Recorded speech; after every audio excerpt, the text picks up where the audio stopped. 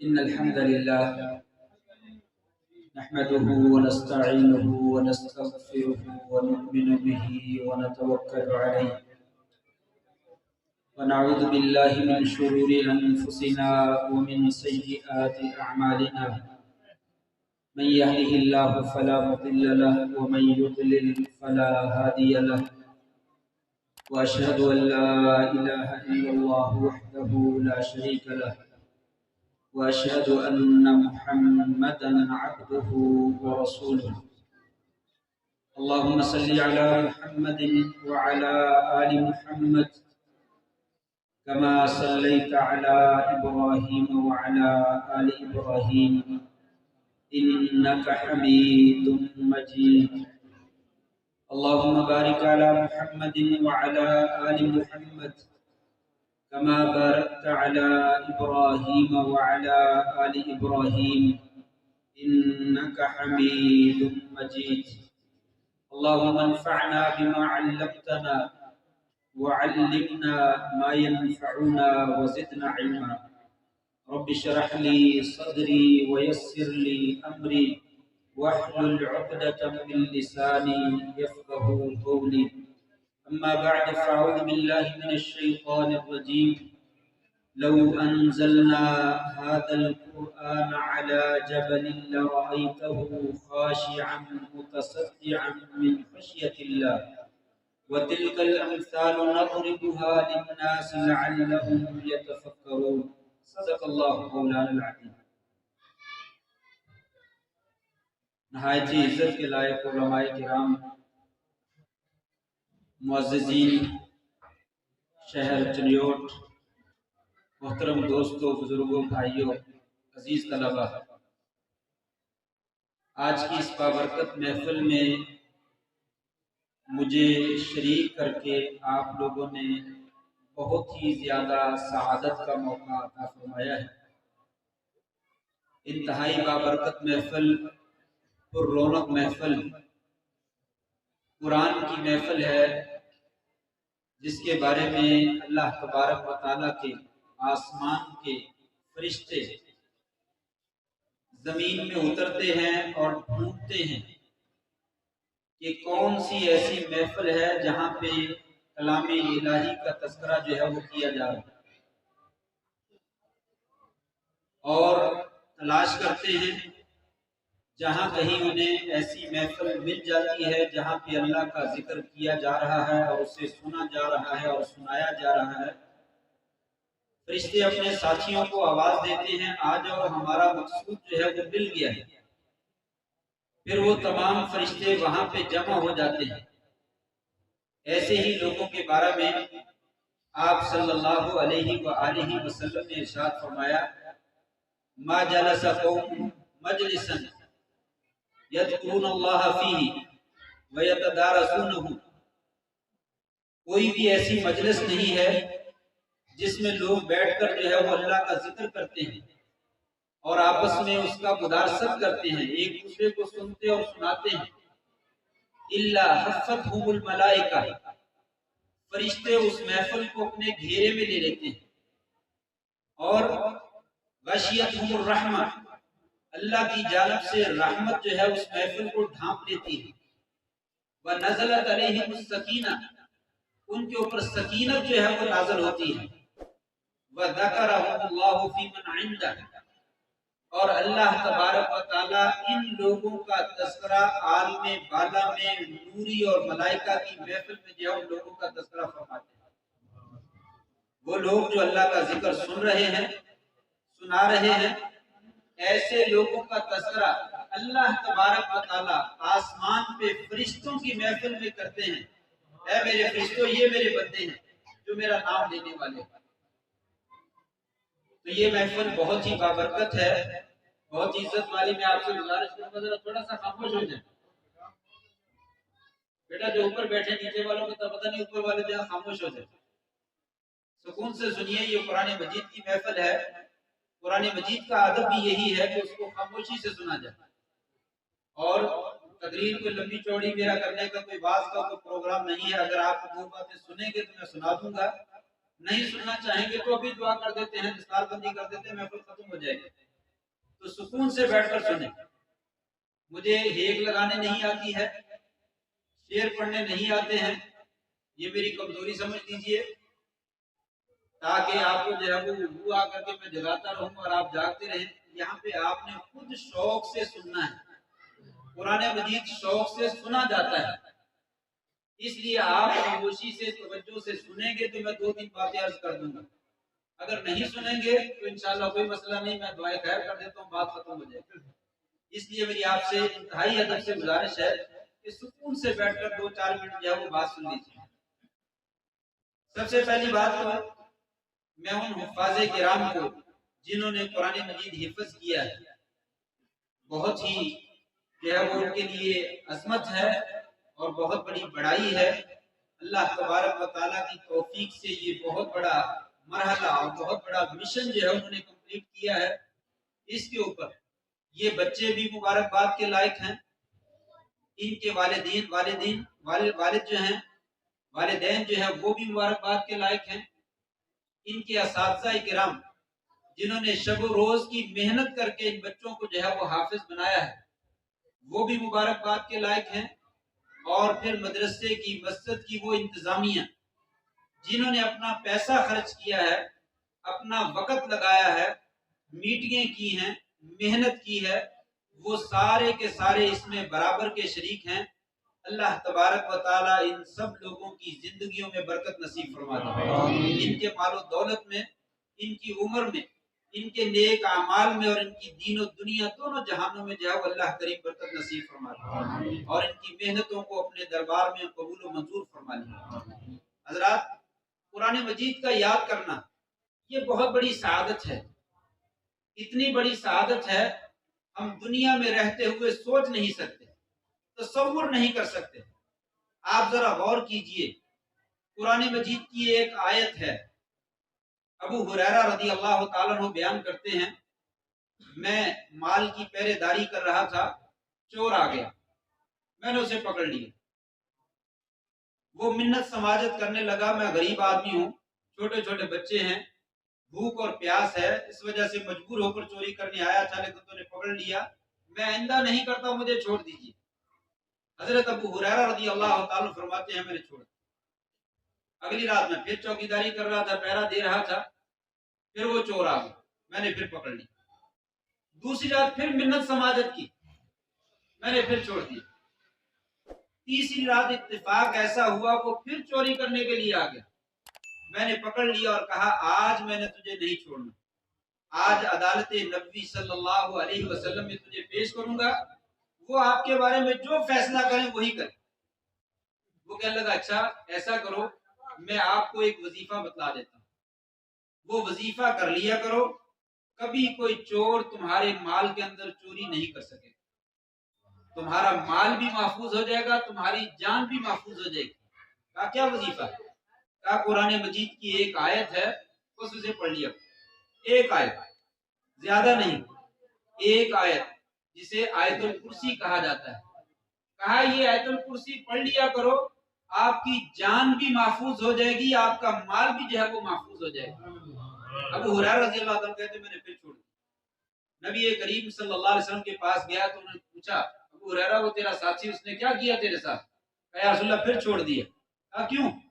कहा आज जाते जाते उसने वजीफा ये बतलाया था, आपने फरमाया सादा का वह हुआ कदूब, बहुत झूठा था, कज़्ज़ाब था, लेकिन जाते जाते तुझे बात जो है वो सच्ची और खरी बता दी।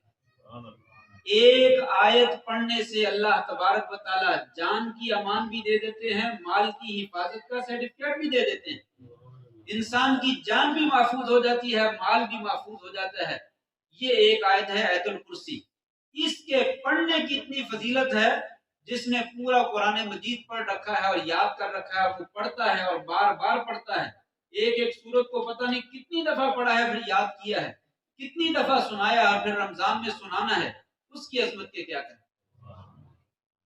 एक और आयत, नबी करीम सल्लल्लाहु अलैहि वसल्लम इरशाद फरमाते हैं, मन करा आयतैनी मिन आखिर सूरतिल बकरा फी लैलतिन का फताहु औ कमा क़ाल अलैहि सल्लतु वसल्लम, जिस बंदे ने एक रात में 2 आयतें पढ़ ली कुरान मजीद की, सूरह बकरा की आखिरी 2 आयतें जिसने पढ़ ली एक रात में, कफता हो, सारी रात में वो 2 आयतें उसके लिए क्या है, काफी हो जाएंगी।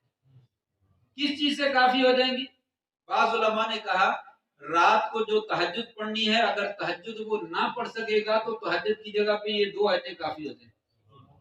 बाज़ ने कहा उसकी रात में जो आने वाली मुसीबतें और तकलीफें और शरारतें हैं, उन तमाम चीजों से जो है वो मुसीबतों और आजमाइशों से जो है वो 2 आयतें जो है वो काफी हो जाएंगी।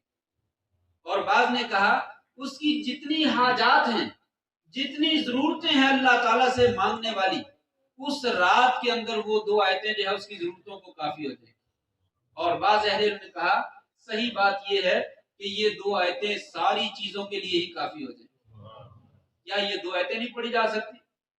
अभी बच्चों ने जो पढ़ी है, आमन रसूल बिमा उन्जिला इलैहि मिन रब्बिही वल मुमिनून कुल्लुन आमन बिल्लाहि व मलाइकतिही व कुतुबिही इला आखिर आयत। ये 2 आयतें सूरह बकरा की आखिरी 2 आयतें इतनी अजीमुशान है, इतनी अजीमुशान है कि इंसान जिस रात में सोने से पहले इसको पढ़ लेता है, उस रात में उस इंसान के लिए तमाम जरूरतों से ये 2 आयतें जो है वो काफी हो जाती है। जब ये 2 आयतों की इस कदर फजीलत है, तो जिसने पूरा कुरान मजीद पढ़ रखा है, याद कर रखा है, उसकी अजमत अल्लाह तबारक व तआला के पास क्या होगी, इंसान उसका तसव्वुर जो है वो नहीं कर सकता। तीसरे नंबर पर 3 सूरतें हैं, 2 सूरतों को मुअव्वज़तैन बोलते हैं और तीसरी सूरत इखलास है। 3 सूरतें कुरान मजीद की आखिरी 3 सूरतें, छोटी छोटी सी सूरतें हैं। आप सल्लल्लाहु अलैहि वसल्लम ने उनको पढ़ने के मुख्तलिफ मौके बयान किए। नंबर 1, सुबह की नमाज के बाद 3 दफा और मगरिब की नमाज के बाद 3 दफा ये सूरतें पढ़नी चाहिए। बाकी नमाजों के बाद 1 दफा और ईशा के बाद सोने से पहले 3 दफा पढ़ के 3 दफा जो है इंसान दम पे कर ले, जिस्म के ऊपर दम कर ले। 1 दफा पढ़ी तीनों सूरतें और फूंक मारी और चेहरे पे जिस्म पे सारे दम कर लिए, फिर दोबारा पढ़ी दम कर लिया, फिर दोबारा पढ़ी दम कर लिया, 3 मरतबा। ये 3 सूरतें अगर कोई आदमी इसी रूटीन से पढ़ता है, इसकी फजीलत के बारे में भी आपने यही फरमाया, तकफीही मिन कुल्ली शै, इंसान को हर चीज से काफी हो जाए। ये इतना बेहतरीन दम है, अगर कहा जाए कि इससे ज्यादा उम्दा और अच्छा कोई दम नहीं है तो इसमें कोई मुबालगा नहीं। आप सल्लल्लाहु अलैहि वसल्लम इन सूरतों के नाज़िल होने से पहले कितने ही दम करते थे। जब ये तीनों सूरतें नाज़िल होगी, आपने सारे दम छोड़ दिए, सिर्फ इन 3 सूरतों को इख्तियार कर लिया, सारे दम छोड़ दिए। इसमें क्या मांगना चाहते हैं? हासिदीन के हसद से आप पनाह मांगना चाहते हैं तो इसमें मौजूद है। शरीर लोगों के शर से पनाह मांगना चाहते हैं तो इसमें मौजूद है। जादूगरों के जादू से और काले इल्म वालों के काले इल्म से पनाह मांगना चाहते हैं तो इसमें पनाह जो है वो मौजूद है। दुनिया जहान की हर बला और हर मुसीबत जिससे आप पनाह मांगना चाहते हैं, इसके अंदर वो पनाह जो है वो मौजूद है। अगर मेरे पास वक्त होता तो मैं दोनों सूरतों का कम से कम तर्जमा बतलाता, आपको पता चलता कि इस सूरतों के अंदर अल्लाह ताला ने रखा जो है वो क्या है। ये बड़ी अजीम सूरतें हैं। लोग जो है वो दर दर के धक्के खाते हैं, फलां जगह से दम करा लो, फलां जगह से दम करा लो। अपने बच्चों को सुबह शाम इन 3 सूरतों का दम करो, अल्लाह के फजल से तमाम परेशानियां दूर हो जाएंगी। अपने ऊपर दम करो, आपकी परेशानियां दूर हो जाएंगी। लेकिन अफसोस, यहाँ तो फजर की नमाज पढ़ने वाला है ही कोई। सुबह 8 बजे 9 बजे आंख खुलती है, 10 बजे नाश्ता किया जाता है और काम काज के ऊपर जो है इंसान चला जाता है। जिस दिन छुट्टी है उस दिन सारा दिन जो है वो लोग मजे की नींद जो है वो सोते हैं। कम ही लोग हैं जो फजर के वक्त उठकर जो है वो नमाज पढ़ते हैं। अक्सर माएँ, अक्सर वालिदैन ये शिकवा करते हैं कि बच्चे बड़े शरारती हैं, बच्चे बड़े तंग करते हैं, जिद्दी हैं, मानते नहीं हैं, इनकी कोई समझ नहीं आती क्या करें। कभी दम किया है? कभी अपने लिए दम नहीं किया तो बच्चों को दम क्या करना? जाओ मौलवी साहब के पास ले जाओ, दम करो। मौलवी साहब ने ठेका ले रखा है, सबके दम करने मौलवी साहब, वो भी फिर तेजी तेजी से पढ़ के जल्दी से दम करके फारग कर देते। अल्लाह का कलाम है, असर तो होता है उसमें भी, लेकिन जब आप खुद तसल्ली से दिन में एक ही दम करना है, एक दम करेंगे, अच्छे तरीके से करेंगे तो ये फायदा जो है वो हासिल होगा। یہ قرآن مجید کی تاثیر ہے۔ فرمایا یہ ہر چیز سے، ہر شیطان سے اور ہر کالے علم سے، ہر شرارت سے اور ہر حسد سے، ہر دشمنی سے بچانے کے لیے یہ 3 صورتیں جو ہے وہ انسان کو جو ہے وہ کافی، ان کے ترجمے کے ساتھ پڑھیے اور سمجھ کے پڑھیے اور ان کو جو ہے وہ پھر عمل کیجئے، پھر دیکھیے اللہ تعالیٰ کی رحمت اور برکت جو ہے وہ کیسے حاصل ہوتی ہے۔ نمبر 4، چوتھے نمبر پر سورہ بقرہ۔ وہ لوگ جو اپنے گھروں میں اکثر سائے کی شکایت کرتے ہیں، جادو کی شکایت کرتے ہیں اور بڑی پریشانیوں کا ذکر کرتے ہیں، لڑائی جھگڑے کا ذکر کرتے ہیں، معاملات کے خراب ہونے کا ذکر کرتے ہیں، یہ سورہ بقرہ کی تلاوت شروع کر دو، اللہ کے فضل سے سب کچھ ختم ہو جائے۔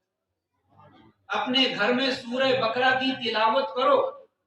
آپ صلی اللہ علیہ وسلم کا یہ فرمان یاد رکھو، لا تجعلوا بیوتکم قبورا، لوگوں اپنے گھروں کو قبرستان نہ بناؤ۔ وقرؤوا فیہا سورۃ البقرہ، اپنے گھر میں سورہ بقرہ کی تلاوت کیا۔ قبرستان میں قرآن نہیں پڑھا جاتا، اور جس جگہ پہ قرآن نہیں پڑھا جاتا وہ قبرستان ہوتا ہے۔ قبرستان میں قرآن نہیں پڑھا جاتا، افسوس کہ آج ہم اپنے گھروں میں قرآن نہیں پڑھتے ہیں، قبرستان میں جا کے پڑھتے ہیں۔ آپ نے فرمایا لوگوں قبرستان میں قرآن نہیں پڑھا جاتا، اور وہ گھر جس میں قرآن نہیں پڑھا جاتا وہ گھر نہیں ہے بلکہ وہ قبرستان ہے۔ اپنے گھروں کو قبرستان نہ بناؤ۔ وقرؤوا فیہا سورۃ البقرہ، اس میں سورہ بقرہ کی تلاوت کرو۔ فإن الشیطان ينفر من البیت الذی تقرأ فیہ سورۃ البقرہ، جس گھر میں قرآن کی سورہ بقرہ کی تلاوت کی جاتی ہے اس گھر سے شیطان جو ہے وہ بھاگ جاتا ہے، اور جس گھر میں شیطان نے ڈیرے لگا رکھے ہوں وہاں لڑائیاں نہیں ہوں گی تو اور کیا ہوگا، وہاں بچے ضدی نہیں ہوں گے تو کیا ہوں گے، نافرمان نہیں ہوں گے تو کیا ہوں گے، آپس میں معاملات خراب نہیں ہوں گے تو کیا ہوں گے۔ یہ سورہ بقرہ کی جو ہے وہ فضیلت ہے۔ آپ نے ایک دوسری جگہ پہ فرمایا لوگوں سورہ بقرہ کو لے لو، اس کو پڑھا کرو۔ فإن أخذها برکہ، اس کا پڑھنا بڑا ہی باعث برکت ہے۔ وترکها حسرہ، اور اس کو چھوڑ دینا بڑا ہی باعث افسوس اور باعث ناکامی ہے، حسرت ہے۔ ولا تستطيعوا البطل، لوگوں یاد رکھو کالے علم والوں کے پاس اس صورت کا کوئی توڑ موجود نہیں، جادوگروں کے پاس اس صورت کا جو ہے وہ کوئی توڑ موجود نہیں ہے۔ اس صورت کو پڑھیے تو صحیح۔ ہم تو جو ہے وہ تلاوت، یہ سورہ بقرہ 2.5 پارے ہیں تقریباً، آدھا گھنٹہ پونا گھنٹہ لگتا ہے تلاوت میں، ہم سے تو 5 منٹ تلاوت نہیں ہوتی۔ کون ہے آج مسلمان، اللہ ماشاءاللہ چند ایک ہوں گے، لیکن اکثریت ایسی نہیں ہے۔ اکثریت کا یہ حال ہے کہ کئی دن نہیں، مہینے سال پورا گزر جاتا ہے، رمضان آتا ہے تو قرآن مجید کو ہاتھ لگایا جاتا ہے۔ ہمارے نزدیک میں یہ بتلانا چاہتا ہوں، یہ بچوں نے قرآن مجید حفظ کیا ہے، اس کو یاد بھی رکھنا ہے، اس کو پڑھنا بھی ہے، یہ پڑھنے کے لیے نازل کیا گیا ہے۔ یہ ریشمی غلاف میں سونے کا اور سبز رنگ کا ریشمی غلاف اس میں لپیٹ کر اوپر والے روشن دان میں رکھ دیا جائے، اس کو ہاتھ نہ لگنا چاہیے، یہ ہاتھ نجس ہیں، بس اس کو محفوظ رکھ دیا جائے۔ اور کیا اس کا مقصد ہے قرآن مجید کا، کہ جب کسی سے قسم لینی ہے 5 روپے کی تو اس کو اتار دو، 10 روپے اس کے لینے ہیں وہ دے نہیں رہا تو قسم لے لو، یہ قسموں کے لیے ہم نے رکھا ہوا قرآن مجید، قسمیں لے لو۔ یا پھر مردے بخشوانے ہیں تو پھر قرآن مجید کو اتارنا۔ یہ مولوی صاحب کتنے کا قرآن مجید ملتا ہے جی، آپ نے 1000 والا لینا یا 5000 والا؟ قرآن مجید بھی 1000 والے ہیں، جی ہاں قرآن مجید بھی بکتے ہیں۔ آپ کو اپنا مردہ بخشوانے کے لیے 1000 والا چاہیے، 10,000 والا چاہیے؟ یہ قرآن مجید اس کام کے لیے نہیں نازل کیا، یہ ختم دلانے کے لیے اور مردے بخشوانے کے لیے اور قسمیں لینے کے لیے نازل نہیں کیا گیا، یہ لپیٹ کر ریشمی غلاف میں لپیٹ کر رکھنے کے لیے نازل نہیں کیا گیا۔ ابھی قاری صاحب بتلا رہے تھے افلا یتدبرون القرآن، لوگوں قرآن کے بارے میں غور و فکر کیوں نہیں کرتے؟ یہ قرآن مجید دستور حیات ہے، قانون زندگی ہے۔ آج انگریز، یہود و نصارہ اس قرآن مجید کی تعلیمات پر عمل کر کے آسمان تک پہنچنے کی کوشش کر رہے ہیں۔ ہم چاند پہ پہنچ گئے، ہم نے یہ کر لیا، ہم نے وہ کر لیا۔ اس قرآن مجید کی معلومات پہ عمل کرتے ہیں، لیکن ایک مسلمان ہے جس کا اس قرآن پہ ایمان ہے، وہ عمل نہیں کرتا، اسے پتہ ہی نہیں، اسے پتہ ہی نہیں میرے قرآن مجید میں ہے کیا ہے۔ یہ قرآن مجید یاد کرنا بڑی فضیلت ہے، بڑی سعادت ہے، لیکن سعادت اصل اس کے آگے ہے، اس کو سمجھ کر پڑھنا۔ افلا یتدبرون القرآن، لوگوں قرآن یاد کر لو۔ اللہ کریم نے مشرکین مکہ سے کہا تم لوگ قرآن میں غور و فکر کیوں نہیں کرتے، سمجھتے کیوں نہیں؟ ایک یا دو مثالیں سن لیجئے۔ ایک صحابی کہتے ہیں میں ابھی مسلمان نہیں ہوا، میں آپ صلی اللہ علیہ وسلم کے پاس آیا، مکہ میں بیت اللہ میں آپ قرآن پڑھ رہے تھے، تو آپ نے ایک آیت پڑھی سورہ طور کی، آپ نے ایک آیت پڑھی سورہ طور کی، وہ آیت ایک سن کر مجھے ایسے محسوس ہوا کہ میرا دل جو ہے وہ سینے سے اچھل کر باہر آئے گا اور اڑنا شروع کر دے گا، نکل جائے گا، دور بھاگ جائے گا۔ قال قلبی ان یطیر، ایک آیت کے سننے کے بعد میری یہ کیفیت ہوگی کہ میرا سینہ شک ہو جائے گا اور میرا دل نکل کر باہر بھاگ جائے گا۔ کیوں؟ ایک آیت۔ ہم تو پورا قرآن پڑھ جاتے ہیں، پورا رمضان میں قرآن سنتے بھی ہیں، سناتے بھی ہیں، کبھی کیفیت پیدا ہوئی ہے؟ کبھی نہیں۔ ایک آیت سننے کے بعد، اور ایک آدمی چوری کرتا تھا، ڈاکے ڈالتا تھا، عورتوں کے ساتھ زیادتی کرتا تھا، رات کے وقت یہ کام کرنے کے لیے گیا، دیوار کے اوپر چڑھا، پھلانگنے لگا گھر میں، پیچھے سے کہیں سے آواز آ رہی تھی کہ ابھی الم یعن للذین آمنوا ان تخشع قلوبهم لذکر اللہ، ابھی وقت نہیں آیا کہ مومن لوگ جو ہیں اللہ کے ذکر کے وقت ان کے دل جو ہے وہ جھک جائیں، مائل ہو جائیں، اللہ کی بات کو وہ سن لیں اور قبول کر لیں، ابھی وہ وقت نہیں آیا۔ کہتے ہیں اتنے کلمات میرے کانوں میں ٹکرائے، وقت کا بہت بڑا چور، ڈاکو، بڑی زیادتیاں کرنے والا، کہتا ہے اتنے کلمات میرے کان میں ٹکرائے تو میں نے آسمان کی جانب دیکھا، یا اللہ مجھے مخاطب کیا جا رہا ہے، یا اللہ وہ وقت آ گیا ہے، اب مومنوں کو اللہ کے ذکر کے سامنے جھک جانا چاہیے۔ آگے چھلانگ لگانے کے بجائے پیچھے چھلانگ لگائی اور اپنے گھر میں چلا گیا، جا کر رو رو کر اللہ تعالیٰ سے معافی مانگی، اور معافی مانگنے کے بعد وقت کا بہت بڑا محدث اور بہت بڑا ولی اور بہت بڑا فقیہ بن گیا۔ ایک آیت نے زندگی کی کایا پلٹ کر رکھ دی، صرف ایک آیت۔ اور وہ واقعہ بھی آپ نے سن رکھا ہے، ایک صحابی رات کو پہرا دے رہا تھا، جسم میں تیر لگا، اس نے نکالا، پھینک دیا اور نماز جاری رکھی، پھر تیر لگا، دوسرا بھی نکال دیا، تیسرا بھی لگا، جسم سے خون بہنے لگا، نماز ختم کی، ختم کر کے اس کے ہوش و حواس جو ہے وہ قریب نہ رہے، اپنے بھائی کو جگایا، اٹھو میری طبیعت خراب ہے، اس نے دیکھا خون سے بھرا ہوا ہے، کہا جگایا کیوں نہیں مجھے پہلے؟ کہا سورہ کہف میں نے شروع کر رکھی تھی، وہ ختم کرنے سے پہلے میرا جی نہیں چاہا کہ میں قرآن مجید نماز جو ہے وہ ختم کروں۔ سورہ کہف شروع کر رکھی تھی، اس کے ختم ہونے سے پہلے مجھے نماز ختم کرنے کو میرا جی نہیں چاہا، وہ سورہ میں نے ختم کی ہے، پھر میں نے نماز ختم کی ہے اور پھر میں نے آپ کو جگایا ہے۔ اتنی لذت قرآن مجید میں کہ تیر لگے ہیں، جسم سے خون بہ رہا ہے اور ابھی بھی قرآن مجید کو چھوڑنے کو جی نہیں چاہ رہا، یہ کون سی مقناطیسیت کی قوت تھی؟ آج تھوڑی سی بارش شروع ہو جائے اور اندر جو ہے وہ نہ پتہ چلے اور مولوی صاحب قل اللہ واحد کی جگہ پہ لم یکن الذین پڑھ دیں، تو بعد میں کیا بنے گا؟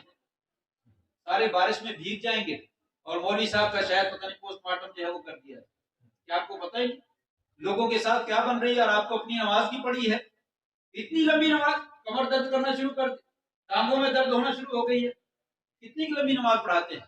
10 منٹ 12 منٹ کی، فجر کی نماز زیادہ سے زیادہ 15 کی، اگر کبھی 25 منٹ کی ہو جائے، 25 منٹ کی نماز ہو جائے تو کیا معاملہ بنے؟ ہوتی ہے کہیں 25 منٹ؟ کیوں جی فجر کی نماز کسی مسجد میرا خیال نہیں ہوتی۔ آپ صلی اللہ علیہ وسلم، سنت رسول صلی اللہ علیہ وسلم پر عمل کرنے کے ہمارے دعوے کتنے ہیں، محبت کتنی ہے، ہم بڑی محبت کرتے ہیں، بہت پیار ہے ہم سے، سب کو، جتنے بھی مسلمان ہیں سب دعویٰ کرتے ہیں کہ بڑی محبت ہے۔ کبھی آپ نے سنا ہے، یہ شعر تو سنا ہے، مسلے تے کھلوتے ہیں پیر سج جاون امامت ہو جئی ہوئے، پڑھتے ہیں شعر، یہ سنے شعر کو نہیں سنے؟ مسلح تے کھلوتے ہیں پیر سوج جاون امامت اے ہو جئی ہو گئی. وہ کون سے مسلح پہ پاؤں سوج جاتے تھے آپ؟ ایک رات آپ نے تہجد پڑھی, آپ نے, ایک صحابی کہتے میں بھی کھڑا ہوں, آپ نے سورہ بقرہ شروع کر دی, 2.5 پارے ایک رکعت میں پڑھ ڈالے. میں نے کہا رکوع چلے جائیں گے, آپ نے سورہ آل عمران شروع کر دی, وہ بھی ختم کر دی. آپ نے سورہ نساء شروع کر دی ایک رکعت میں, وہ بھی ختم کر دی. 5, 5.5, 6 پارے تقریباً آپ صلی اللہ علیہ وسلم نے ایک رکعت میں پڑھ ڈالے. پاؤں سوجیں گے کہ نہیں سوجیں گے؟ سوجیں گے. 6 پارے ایک رکعت میں کھڑے کھڑے پڑھ دیے, یہ بھی سنت ہے. پاؤں ملانا بھی سنت ہے, آمین اونچی آواز میں کہنا بھی سنت ہے, رفع یدین کرنا بھی سنت ہے, یہ بھی سنت ہے. 5 پارے پڑھنا ایک رکعت میں. 20-25 منٹ کی نماز پڑھنا ہمارے لیے ممکن نہیں ہے. کیوں؟ قرآن مجید ظاہری طور پر بڑا پیار ہے, میں نہیں شک کرتا آپ کے دلوں میں آپ کو بہت زیادہ محبت ہے, قرآن سے بڑا لگاؤ ہے, لیکن جو اصل لگاؤ ہونا چاہیے وہ موجود نہیں ہے. وہ لگاؤ کیا ہے؟ جب قرآن پڑھے تو انسان کو مزہ ہے, سرور ہے, لطف ہے. انسان کہے پڑھتے چلا جائیے, میں کھڑا ہوں پھر کیا ہوا. میں جیسے ساری رات شادی کے فنکشن میں کھڑا رہتا ہوں, تھکا ہوں, بیمار ہوں, بوڑھا ہوں, کوئی مسئلہ نہیں, شادی کا فنکشن بھگتا سکتا ہوں, غمی کی محفل بھگتا سکتا ہوں. تو قرآن مجید کے لیے تھوڑا سا وقت برداشت نہیں کر سکتا؟ کیسا پڑھیے, آج تو لطف ہی بڑا آ رہا ہے, پڑھیے اس طرح. یہ ہے اصل قرآن مجید کا مقصد, کہ قرآن مجید پڑھے تو انسان کے دل میں اترتا چلا جائے اور انسان کے رونگٹے کھڑے ہوتے چلے جائیں. کبھی رونا آیا قرآن مجید سن کر؟ سبحان اللہ تو کہہ دیتے ہیں, ماشاءاللہ کیا بات, کیسا آپ کی آواز بڑی پیاری. قرآن نہیں پیارا, نعوذ باللہ من ذالک. کیوں بھائی؟ استغفر اللہ. قرآن پیارا ہے, آواز نہیں پیاری. آواز تو ہے ہی ہے, کسی کی آواز اچھی, کسی کی, اصل قرآن پیارا ہے. قرآن پڑھنے کی وجہ سے قرآن پڑھنے والا پیارا بن جاتا ہے. قرآن کیا ہے؟ انسان پڑھے تو اس کے وجود میں رونگٹے کھڑے ہوتے چلے جائیں. میرا رب کیا کہہ رہا ہے؟ ان بطش ربک لشدید, لوگوں تیرے رب کی پکڑ بڑی سخت ہے, اگر وہ پکڑنے پہ آ جائے تو تم کو چھڑا ہو نہیں سکتا. پتا ہے وہ بستیاں نیچے لے جا کر, نیچے سے اوپر لے جا کر نیچے پٹک دیتا ہے, اوپر سے پتھروں کی بارش برسا دیتا ہے. وہ قوم نوح کے اوپر پانی کا عذاب بھیج کر پوری بستی اور پورے علاقے اور تمام لوگوں کو تباہ و برباد کر دیتا ہے. وہ تھوڑا سا زمین کو حرکت دیتا ہے تو زلزلہ آتا ہے. ہر بندے کی زبان پہ جو اللہ کو کبھی کسی نے یاد بھی نہیں کیا, استغفر اللہ استغفر اللہ لا حول ولا قوت الا باللہ, لیکن جیسے ہی زمین ساکت ہوتی ہے, اللہ کون اور رسول کون اور نماز کون اور دین کو کوئی پتہ نہیں. فرمایا وہ اللہ جو بڑا پاور والا ہے, اس کی آیتیں جب انسان سنتا ہے تو دل کے جسم کے رونگٹے جو ہے وہ کھڑے ہو جاتے ہیں, رونا آتا ہے. قرآن مجید پڑھتے ہوئے آپ روتے تھے. وفی جوفی عزیز کا عزیز المرچل, ہنڈیا جیسے پانی کے ساتھ جوش مارتی ہے. آپ نماز پڑھتے تو اس طرح آپ کے رونے کی آواز آیا کرتی. ہم پورا قرآن مجید رمضان میں سن جاتے ہیں, کبھی رونا نہیں آتا. وجہ قرآن مجید پڑھنا ہی نہیں آتا, سننا تو بڑی دور کی بات. اول تو پڑھنا نہیں آتا, کسی سے سن لیجئے, صحیح پڑھ نہیں سکتا. اور تھوڑے لوگ ہیں, الحمدللہ اللہ کا شکر ہے, قرآن مجید کی طرف رجحان ہوا ہے. اب کچھ قراء حضرات ہم میں بھی پیدا ہوئے ہیں, لیکن ابھی بھی مسلمانوں کی اکثریت ایسی ہے جن کو قرآن مجید پڑھنا نہیں آتا, اور اگر پڑھنا آتا ہے تو ان کو پتہ ہی کوئی نہیں اس میں ہے کیا. میرے رب نے مجھے پیغام کیا دیا ہے. ہمارا رب ہمارا خالق ہے, ہمارا مالک ہے, رازق ہے, وہ اللہ تبارک و تعالی جس نے یہ سارا وجود بخشا.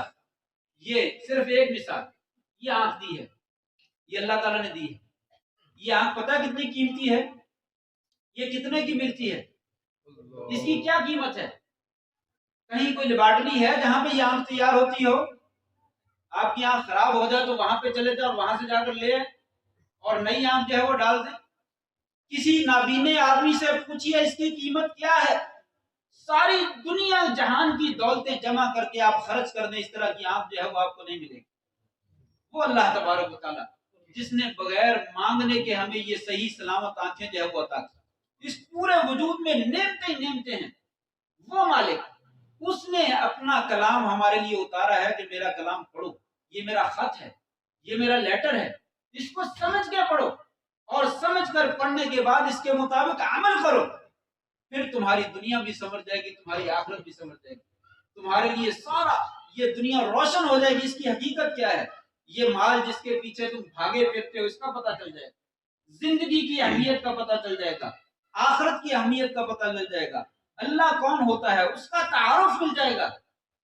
لیکن اگر پتہ ہی نہیں تو پھر آج جیسا کہ ہماری کیفیت ہے، قرآن جی پڑھنا تو آتا ہے، حفظ بھی کر لیتا ہے، بہت سارے حفاظ وہ کاروبار کر رہے ہیں اور قرآن بھولا ہوا ہے، سمجھنا تو بڑی دور کا، پڑھنے کا بھی موقع نہیں ملتا۔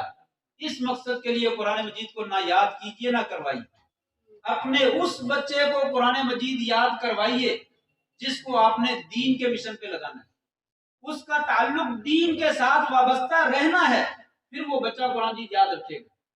جب آپ کو پتا ہے کہ میں نے اس کو دکان پہ بٹھانا، کرانے کپڑے کی دکان پہ بٹھانا ہے، فرنیچر بنتا ہے یہاں پہ بہت زیادہ، فرنیچر کی دکان پہ بٹھانا ہے، تو پھر وہ بچہ قرآن مجید یاد نہیں کر پائے گا، وہ باعث سعادت اور فخر نہیں رہ سکے گا، وہ مشکل کا ذریعہ بن جائے گا، اگر اس کو بھول گیا تو مشکل کا ذریعہ بن جائے گا۔ اس لیے بچوں سے بھی درخواست ہے کہ وہ قرآن مجید پڑھیں اور معمول بنائیں اور اس کو یاد رکھیں، والدین بھی خصوصی توجہ کریں، اساتذہ بھی اپنے شاگردوں کے ساتھ لنک رکھیں، رابطہ رکھیں کہ بچہ کیا کر رہا ہے، اس دفعہ قرآن جی سنایا ہے اس کے لیے انتظام کریں، اگر مسجد مل جائے تو اچھی بات ہے، نہ ملے تو گھر میں انتظام کریں کہ گھر میں جا کر آپ بچے اپنے والدین کو جمع کرو اور ان کو قرآن جی سناؤ، اپنے اپنے گھر کو مسجد بنا لیں، اصل تراویح گھر میں ہی پڑھی جاتی ہے تو وہاں پہ بچے سنائیں، اس طریقے سے قرآن جی یاد ہو سکتا ہے۔ اور اصل مسئلہ وہ قرآن جی ترجمے کے ساتھ سب بھائیوں سے درخواست ہے، نہیں پڑھ سکتے زیادہ، ایک ایک لفظ تو پڑھ سکتے ہیں، روزانہ کا ایک لفظ پڑھنے کا بھی ہمارے پاس ٹائم نہیں ہے، قرآن مجید کا صرف ایک ایک لفظ روزانہ کا سیکھتے رہیے، اللہ کے فضل سے دریا بن جائے گا، وہ چند ہی دنوں کے بعد دریا بن جائے گا اور قرآن جیت کی سمجھ آنا شروع ہوگی، آپ کو پھر بغیر سمجھنے کے قرآن جیت پڑھنے کا مزہ ہی نہیں ہے، وہ سمجھ کر جو مزہ آتا ہے اصل وہ قرآن جیت کا مقصد وہ ہے۔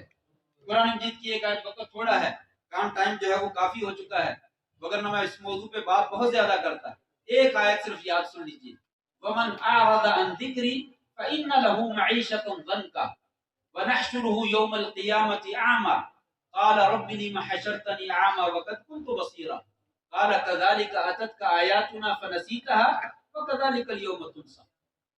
فرمایا اے میرے بندے، وَمَنْ أَعْرَضَ عَنْ ذِكْرِي، جس نے ہمارے ذکر سے، شریعت سے یعنی قرآن مجید سے منہ موڑا، اعراض کیا، پس پشت ڈال دیا، فَإِنَّ لَهُ مَعِيشَةً ضَنْكًا، دنیا میں ہم اس کی زندگی کی گزران تنگ کر دیں گے، وہ سکون کا سانس نہیں لے سکے گا، وَنَحْشُرُهُ يَوْمَ الْقِيَامَةِ أَعْمَى، قیامت کے دن اس کو نابینا اور اندھا کر کے ہم اٹھائیں گے، وہ انسان کہے گا یا اللہ دنیا میں میری دو آنکھیں موجود تھی، آج مجھے اندھا کیوں بنا دیا گیا ہے؟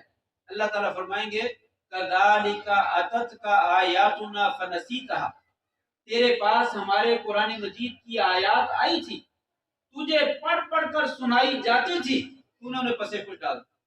مولوی صاحب یہ آپ کے پاس ٹائم ہے، قرآن مجید آپ پڑھیے، ہمارے پاس تو ٹائم نہیں، سارا دن کاروبار کرنا ہے، فلاں میٹنگ میں جانا ہے، فلاں کام کرنا ہے، فلاں کام کرنا ہے، یہ مولویوں کا کام ہے قرآن پڑھنا، ہمارے پاس ٹائم نہیں۔ اللہ تعالیٰ نے کہیں پہ کسی آیت میں نہیں کہا میں نے قرآن مولویوں کے لیے اتارا، کسی آیت میں نہیں ایسا، مجھے بھی دکھائیے، یہ تمام لوگوں کے لیے ہے، ہم یہ کہہ کر اپنی جان نہیں چھڑوا سکتے مولوی صاحب یہ آپ کا کام ہے، یہ ہم سب کا کام ہے۔ فرمایا جس طریقے سے دنیا میں تو نے آیتوں کو پسے پش ڈال دیا، اسی طریقے سے آج ہم تجھے بلا دیں گے، جاؤ جہاں جانا چلے جاؤ، آج مان نہیں رہو، نبی نہیں رہو۔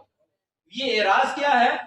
قرآن مجید کو نہ پڑھنا، یہ بھی منہ موڑنا ہے، اس کو اگر کوئی پڑھتا ہے تو سمجھتا نہیں، یہ بھی منہ موڑنا ہے، اور اگر کوئی سمجھ لیتا ہے اس کے مطابق عمل نہیں کرتا، یہ بھی منہ موڑنا ہے، یہ اس سے بھی بڑا کام ہے، اس کے مطابق عمل کرنا بھی ضروری ہے۔ قرآن مجید میں معلوم نہیں سچ بولنا چاہیے، جھوٹ نہیں بولنا چاہیے، امانت میں خیانت نہیں کرنی چاہیے، سود نہیں کھانا چاہیے، رشوت نہیں لینی چاہیے، چوری کا مال، ڈاکے کا مال نہیں لینا چاہیے، ظلم اور زیادتی کا مال نہیں لینا چاہیے، یہ قرآن کی ہدایت ہے۔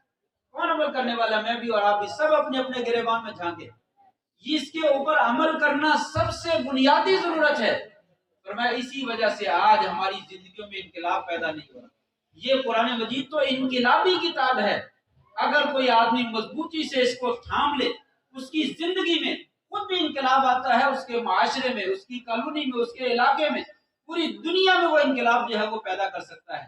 اس لیے ضرورت اس بات کی ہے کہ قرآن مجید کے ساتھ تعلق جوڑا جائے اور اس کو توجہ سے پڑھا جائے، اور اس کو پڑھنے کے بعد جو ہے اس پر عمل کرنے کی کوشش کی جائے۔